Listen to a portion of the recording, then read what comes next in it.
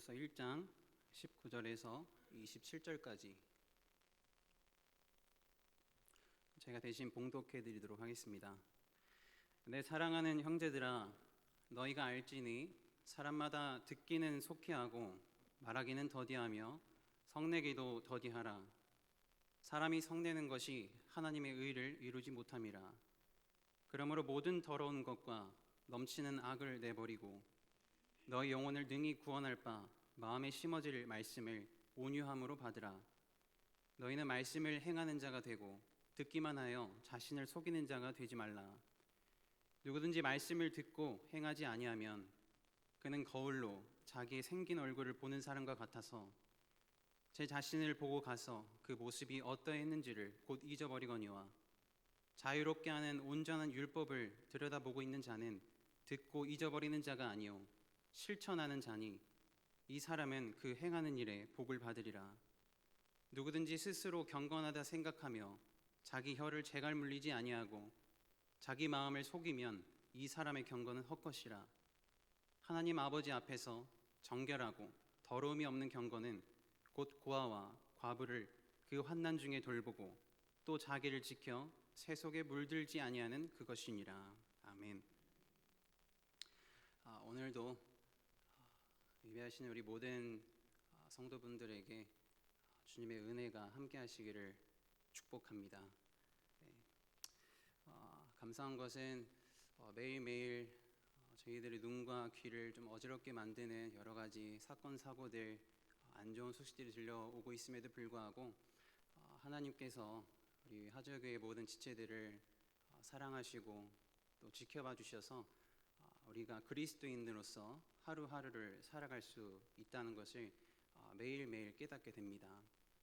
거룩한 성도로서, 또 거룩한 주님의 자녀로서 우리가 포기하지 않고 날마다 하루하루를 이기며 살아가시기를 다시 한번 주님의 이름으로 축복합니다.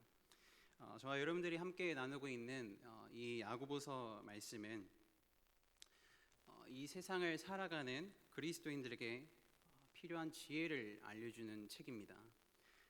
그저 나는 예수를 믿기 때문에 남들과 똑같이 별 다르지 않는 모습으로 살아가는 것이 아니라 예수를 영접했기 때문에, 예수를 나의 마음의 주인으로 모셨기 때문에, 예수를 나의 구원자로 인정하기 때문에 그에 걸맞는 마땅한 삶의 모습이 나타내야 된다는 것입니다. 야고보는 이 서신을 세상 속에서 스스로 만족하며 살아가는 사람들을 위해 쓴 것이 아닙니다. 오히려 야고보는 이 서신을 세상에서 흩어져 있었던, 세상 가운데에서 믿음을 지키며 살아가는 그리스도인들을 향하여 기록했습니다. 세상 속에서 자신의 뜻을 버리고 하나님의 뜻을 찾는 한 명 한 명 그 그리스도인들을 향하여 야고보는 붓을 들었습니다. 믿음의 여정 속에서 여러 가지 시련과 유혹을 겪는 주의 자녀들이 어떻게 하면 이 세상 속에서 하나님의 자녀로 살아갈 수 있을지, 그것이 무엇인지 알려주기 위해서 쓴 서신입니다. 오늘도 그렇지만 야고보가 살았던 당시의 성도들은 예수를 믿는 그 믿음만을 가지고 살아가기가 굉장히 힘들었습니다. 하루하루가 그들에게 있어서는 결단이었고 도전이었습니다. 그리고 그들은 세상의 헛된 진리를 거스르는 자였고 오히려 참된 진리를 따라가는 자였기 때문에 세상 속에서 주목을 받을 수밖에 없는 사람들이었습니다. 오늘 저와 여러분들도 마찬가지라고 생각을 합니다. 초대교회 성도들이 가졌던 그 믿음을 저와 여러분들도 가지고 살아가는 자들입니다. 세상은 계속해서 변하고 바뀌고 악해져만 가지만 단 한 가지 변하지 않는 것이 있다면 구주 예수 그리스도를 믿는 믿음이라고 말할 수 있습니다. 그 믿음을 가지고 살아가는 자들은 반드시 하나님께서 자신의 삶을 가장 선한 길로 인도하신다는 확신과 신뢰를 가지고 살아가는 자들입니다. 태초부터 지금까지 하나님께서 구속 역사를 주관하셨듯이, 그리고 그 구속의 역사를 인도하시면서 단 한 번도 변개하지 않으시고 변하지 않으셨듯이 그 하나님을 믿는 저와 여러분들도 변질되지 않는 올바른 믿음, 고든 믿음을 가지고 세상을 살아가야 할 것입니다. 그리고 그 어두운 세상 안에서 빛과 같이 빛나는 모습으로 살아가야 할 것입니다. 이것이 그리스도인의 가장 아름다운 모습이요, 반드시 회복해야 할 모습이기 때문에 칠흑같이 어두운 이 어두운 시대를 살아가는 저와 여러분들이 빛의 역할을 감당해야 함은 절대로 망각하지 않아야 될 사실이라고 생각을 합니다. 사도 바울은 한치 앞도 보이지 않는 이 세상 속에서 주의 거룩한 성도들이 빛과 같이 살아가야 한다는 사실을 많은 사람들에게 선포했던 사람이었습니다. 특별히 그의 서신 중에 하나의 에베소서를 통해서 예수 그리스도를 믿는 자들이 어둠에서 빛으로 변화된 자들이라고 말하며 이렇게 고백을 합니다. 너희가 전에는 어둠이더니 이제는 주 안에서 빛이라, 빛의 자녀들처럼 행하라. 아멘. 저와 여러분들이 본래는 어둠 가운데 거할 때에 살아계신 하나님께서 예수 그리스도의 십자가를 통해 저와 여러분들을 구원해 주셨고, 주를 믿는 그 믿음 안에서 어둠에서 빛으로 변화시켜 주셨다는 것입니다. 저와 여러분들을 빛으로 살아갈 수 있도록 해주시는 그 주님을 붙잡아야 할 이유가 바로 여기에 있는 것입니다. 어둠에 거하던 우리를 빛의 자녀로 살아갈 수 있도록 구원의 빛을 비춰주신 그 하나님의 은혜와 사랑을 우리가 받았으니 이제는 그 빛의 일을 저와 여러분들이 삶 속에서 반드시 구현해내야 하는 것입니다. 저는 오늘 이 야고보서의 본문을 통해서 어둠의 자녀에서 빛의 자녀가 된 저와 여러분들이 소유해야 되는 자질에 대해서 함께 나누고자 합니다. 주님의 빛을 받은 저와 여러분들이 소유해야 할 자질이 여러 가지가 있지만 오늘은 특별히 이 본문의 말씀을 통해서 두 가지를 함께 다뤄보면서 우리의 신앙의 자질을 다시 한번 점검하고 또 다시 회복하고 교정하고 도전하는 시간이 되시기를 축복합니다. 첫 번째는 온유함이고 두 번째는 경건함입니다. 먼저 첫 번째로 빛의 자녀들이 소유해야 할 자질, 온유함에 대해 본문 말씀을 통해 함께 나눠보도록 하겠습니다. 오늘 본문 19절에서 21절까지 다 같이 함께 읽어보도록 하겠습니다. 19절에서 21절까지입니다. 시작. 내 사랑하는 형제들아, 너희가 알지니 사람마다 듣기는 속히하고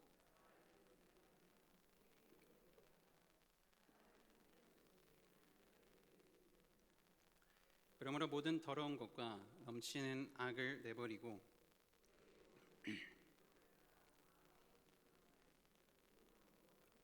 아멘. 야고보는 오늘 본문 19절에서 그리스도인이라면 주의 성도라고 한다면 반드시 알아야 할 것이 있다고 말을 합니다. 오늘 본문에는 너희가 알지니라고 되어 있지만은 이것을 원문으로 조금 더 정확하게 이야기를 하면은 너희가 주목해야 할 것이 있다, 너희가 알아야 할 것이 있다라는 말입니다. 어떠한 사람의 신분이 바뀌면은 그 신분에 걸맞는 올바른 성품과 자질도 변하게 되어 있습니다. 그리고 변화된 신분에 가장 어울리는 성품과 자질을 갖추도록 자제도 필요하고 통제도 필요한 것이 마땅합니다. 저와 여러분들의 신분은 죄인에서 의인으로, 어둠에서 빛으로, 세상에서 하나님의 나라로 바뀐 사람들입니다. 그렇다면 이 변화된 신분에 걸맞는 자질 또한 필요한 법이죠. 야고보는 그 자질에 대해서 오늘 본문 19절에서 듣기는 속히하고 말하기는 더디하며 성내기도 더디하라고 말을 하고 있습니다. 쉽게 말해서 빠르게 듣고 천천히 말하며 천천히 화를 내라고 말하고 있는 것입니다. 굉장히 독특한 표현이 아닌가 생각이 듭니다. 야고보가 이 권면을 쓸 때에는 명령형으로 쓰게 되었는데 특별히 이 세 가지의 명령법이 연결되어져 있다는 것이 굉장히 중요합니다. 세 가지가 같이 연속되어서 나온다는 사실입니다. 여기서 듣기는 속히하고 말하기를 더디하라는 말의 뜻은 상대방의 말을 가감없이 잘 듣되 그것에 대한 생각은 충분히 한 후에 서서히 말하라는 뜻입니다. 야고보는 이 격언을 그저 어떤 사람들과의 대화 속에서 일어나는 그 일들에 대한 어떤 기본적인 예의의 모습이라든지 매너의 모습을 말하려고 이야기한 것이 아닙니다. 오히려 이 격언을 통해서 그 사람 안에 있는 내면의 기준에 대한 것을 말하려고 했던 것입니다. 사람은 기본적으로 자신의 자아가 강하면 강할수록 자기 자신의 기준으로 듣고 싶어하는 것을 듣고 말하고 싶어하는 것을 말하게 됩니다. 그러다 보니 자신이 듣고 싶어하는 것이 아니면 귀를 닫아버리고 자신이 말하고 싶어하는 것은 반드시 말하려고 하는 성향이 있습니다. 만약에 교회 안에서 다른 사람의 말은 듣지 않고 자신의 생각에 옳은 것들만을 말한다면 반드시 그 공동체 안에는 분열과 분쟁이 찾아오게 될 것입니다. 서로의 말은 듣지도 않고 자신의 말만을 주장한다면 그 공동체를 과연 하나된 공동체라고 이야기할 수 있을까요? 그 공동체가 과연 하나의 교회를 이룰 수 있으며 세상 속에서 빛의 모습으로 드러날 수 있냐라는 질문입니다. 하나님께서 각 사람을 불러주실 때에 여러 가지의 모습으로 불러주신 것은 맞습니다. 서로 태어난 곳도 다르고 성격도 다르고 성질도 다르고 모든 것이 다 다릅니다.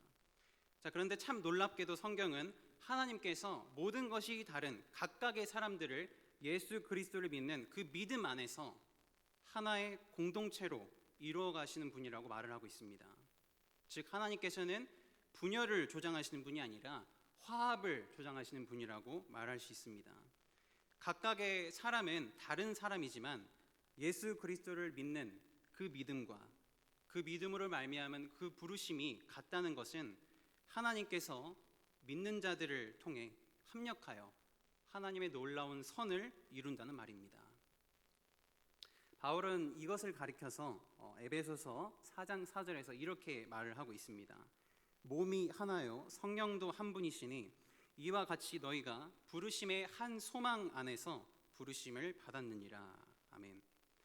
그렇다면 한 믿음과 한 부르심 안에 거하는 그 성도는 그 믿음과 부르심을 온전히 이뤄가기 위해서 자신의 생각과 자신의 뜻대로 하려는 그 기질을 하나님의 말씀으로 다스리고 통제함으로써 하나님이 보실 때에 꺾여진 사람, 굴복하는 사람으로 살아가는 것이 마땅합니다. 꺾여지지 않고 굴복되지 않는 사람은 반드시 자신의 뜻과 생각과 말대로 되지 않는 것에 분노를 표출하게 됩니다. 그래서 야고보는 특별히 이 문장에서 성도의 성냄에 대해서 이야기를 하고 있습니다. 여기서 말하는 이 성내다 이 단어는 본래 원어 그대로 번역을 하면은 분노, 화, 진노라고 표현될 수 있습니다. 예수를 믿는 성도에게 있어서 가장 치명적인 것이 바로 이 분노입니다. 왜냐하면 이 분노는 필연적으로 하나님의 의를 이루지 못하는 가장 큰 걸림돌이 되기 때문입니다. 여기서 야고보가 말하는 이 하나님의 의는 하나님과 사람의 친밀한 관계와 더불어 성도와 성도 간의 관계, 믿음과 한 부르심 안에 거하는 모든 성도들 간의 끈끈한 그 관계를 말하는 것입니다.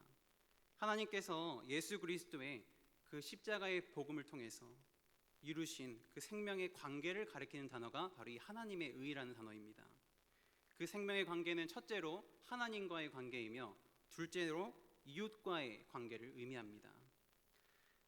그런데 이 끈끈한 하나님의 관계와 성도와의 관계를 무너뜨리는 것이 바로 죽지 않는 자기 안에 있는 자아로부터 나온 분노 때문이라는 것은 오늘날 모든 그리스도인들이 경계해야 할 권면이라고 생각을 합니다.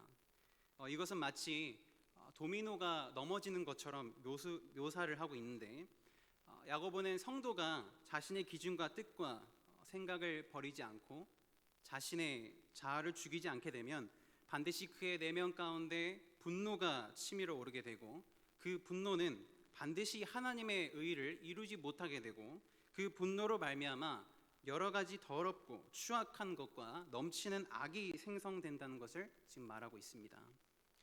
사탄도 성도의 내면 속에 그 불같이 타오르는 그 분노를 그냥 보고 지나치지 않기 때문에 우는 사자와 같이 달려들어 그 분노를 통해 하나님의 의가 이루어지지 않도록 분열과 분쟁을 야기시키는 겁니다.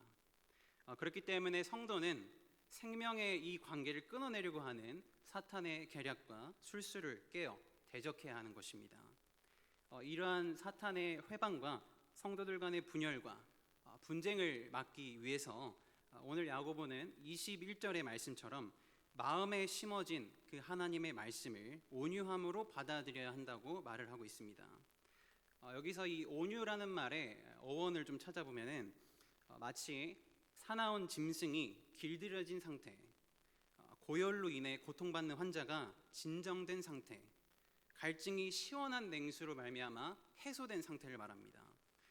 즉 온유라는 말은 우리의 마음속에 시도 때도 없이 불같이 타오르는 그 자아를 하나님 앞에 복종시키고 굴복시키고 통제함으로써 하나님의 의를 온전히 이룰 수 있도록 그것을 도와줄 수 있도록 하는 성도의 자질을 말하는 것입니다. 단순히 온유라는 말이 부드럽고 어떤 따스한 마음만을 의미하는 단어가 아니라는 거죠. 자, 그렇다면 이 하나님의 말씀을 온유함으로 받아들여야 한다는 이 말은 하나님의 말씀을 대할 때에 자신의 삶 전체를 생명의 길로 인도할 유일한 하나님의 진리로 인정을 하라는 말입니다. 말씀을 말씀 그대로, 진리를 진리 그대로, 하나님을 하나님 그대로 인정하는 것, 그것이 바로 하나님의 말씀을 온유함으로 받는 것입니다. 이러한 온유의 자질을 가진 성도는 자신의 모든 기준을 날마다 하나님의 말씀으로 굴복시키기 때문에 하나님의 말씀을 대하는 그 태도부터가 달라지게 되어 있습니다. 그 태도에 대해서 야고보는 오늘 본문 22절에서부터 25절까지를 통해 말씀을 듣고 잊어버리는 자가 아니라 말씀을 들여다보므로 자신의 삶 안에서 말씀이 인도하는 대로 순종하며 실천하는 자가 복을 받을 것이라고 이야기를 합니다. 이것이 변화된 그 신분을 가진 성도의 가장 중요한 자질인 온유함이라고 할 수 있습니다. 자신의 자아를 하나님의 말씀으로 계속해서 복종시키고 그 말씀이 자신을 어디로 인도하든지 순종함으로 따라가는 것. 마치 이 모습은 믿지 않는 자들이 볼 때에는 참으로 답답하고 주도적이지 않고 끌려가는 모습처럼 보이겠지만 우리 하나님께서는 그러한 자를 참으로 아름답고 구별된 성도의 모습으로 빛과 같이 빛나는 모습으로 보시면서 우리를 끝까지 인도하실 것입니다. 이러한 온유의 이 자질을 소유하고 누리는 저와 여러분들이 되시기를 주님의 이름으로 축복합니다. 두 번째로 빛의 자녀들이 소유해야 할 자질, 경건함에 대해서 오늘 본문 26절에서 27절까지 함께 읽어보도록 하겠습니다. 본문 26절에서부터 27절까지입니다. 시작. 누구든지 스스로 경건하다 생각하며 자기 혀를 재갈 물리지 아니하고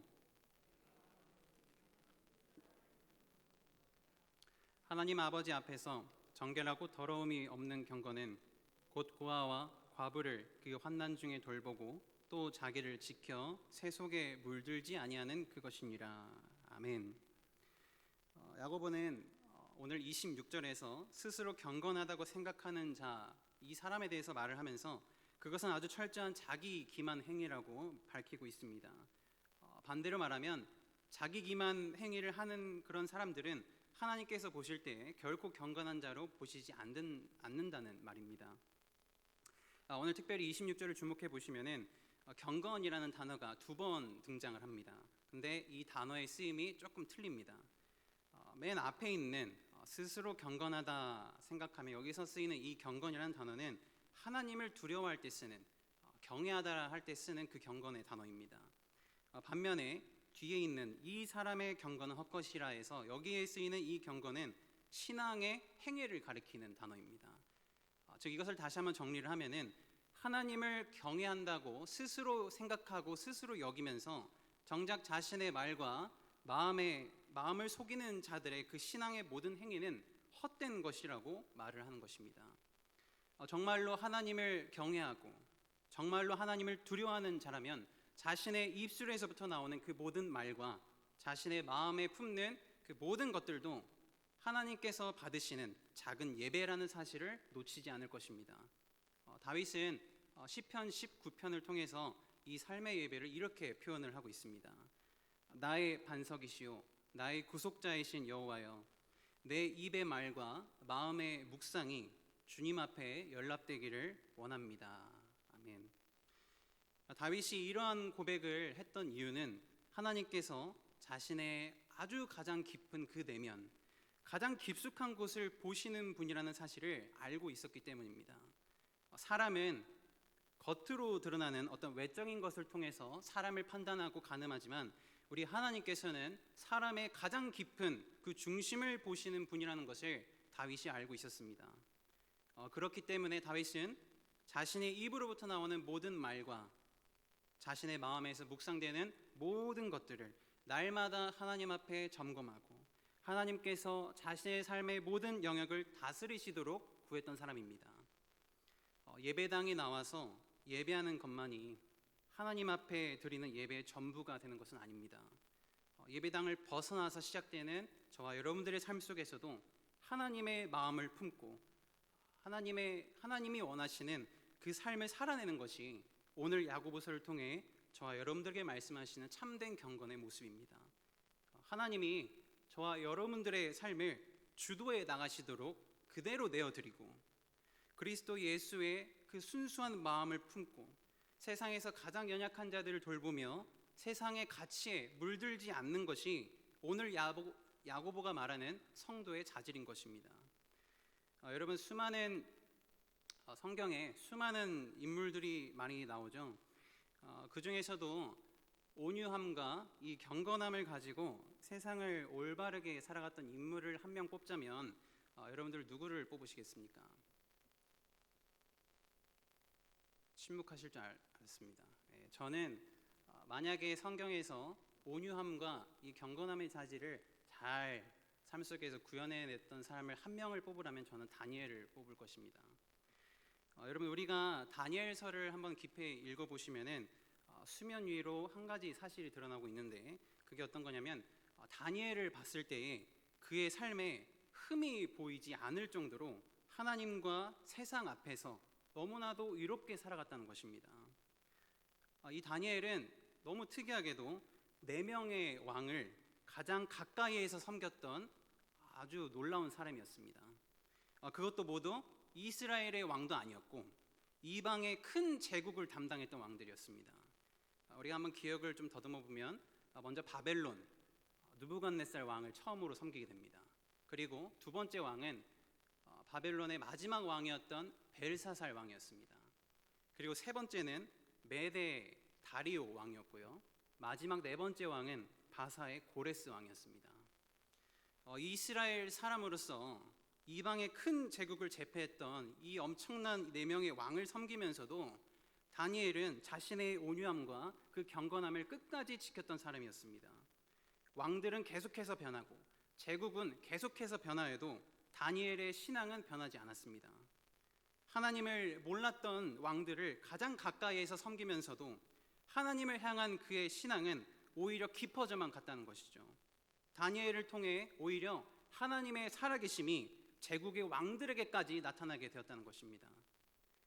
언제나 하나님 앞에 굴복할 줄 알았던 이 다니엘을 하나님께서 높이셨고 하나님께서 그를 어디로 가든지 보호해 주셨다는 거죠.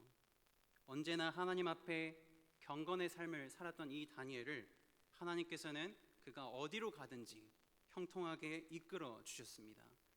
마치 그는 하나님의 빛을 비추는 아주 큰 거울과 같은 모습을 띠고 있었다는 것을 우리가 알 수가 있습니다. 다니엘이 자신의 온유함과 자신의 경건함을 지키기 위해서 어떤 노력을 하거나 공부를 열심히 하거나 어떤 연습을 한 것도 아닙니다. 그가 한 것은 그저 자신의 삶 안에 날마다 하나님을 영접하고 초대하고 환영함으로써 하나님께 굴복할수록 하나님께서 자신의 삶을 만들어 가시는 것을 몸소 체험하고 깨달았던 자입니다. 하나님이 다니엘의 인생의 주인으로 자리를 잡으시니 다니엘의 그 온유함과 경건함의 자질이 만들어졌던 것이죠. 말씀을 정리하도록 하겠습니다. 저와 여러분들은 신분이 바뀐 사람들입니다.